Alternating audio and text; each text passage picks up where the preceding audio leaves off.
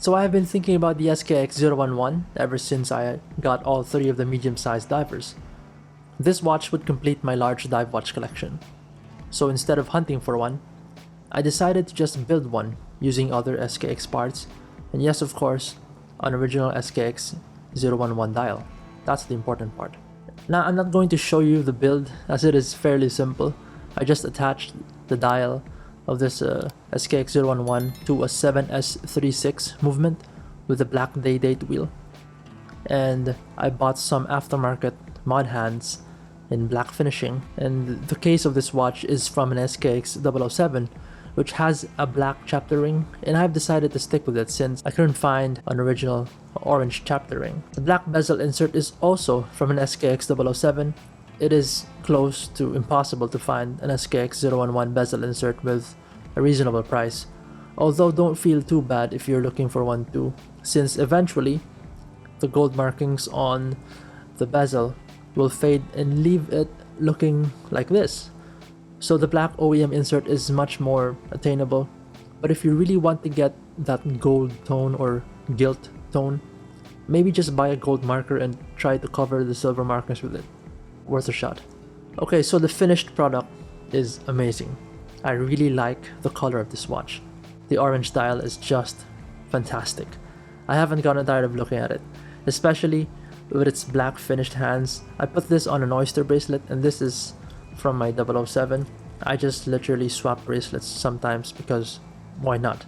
We already spend a lot on these watches. I hate buying them a bracelet each. This dial is in excellent condition. It didn't have any posts on the dial, so I had to glue it to the movement. Speaking of the movement, the 7S36 is a minute upgrade from the 7S26, just adding 2 more jewels. Still, no hacking and winding. I could have easily bought an NH movement on this, but I have a few movements lying around, so why not just work with it? And I'm glad I did it because this blacked out day-date wheel looks sharp as heck.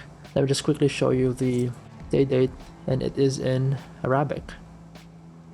Really nice. It just matches really well with the watch. The lume on this is still strong, and I have to say this watch kind of sparked a love for colorful watch dials. I know this sounds crazy because blue dials, orange dials, or yellow dials are sometimes too flashy, but I think they look fresh and it just feels exciting to wear. There's also an orange samurai and an orange sumo. The moment I finished assembling this watch, it instantly reminded me of the Seiko Sumo. I forgot the reference number, just put a picture right here. So this on my right is an original SKX011, which I borrowed from a friend. As you can see the differences, this one has an orange chapter ring, and the hands have a gold finish to it, gold polish finish. And also the second hand is blacked out all throughout that. Usually in the SKX007, 009, it's white there. And the bezel insert of this watch is an aftermarket. It's supposed to be like this, has a gilt finish. It looks good even though it is an aftermarket, but man, look at that. Just side by side, which one do you like more? The dial on the one that I bought is much newer.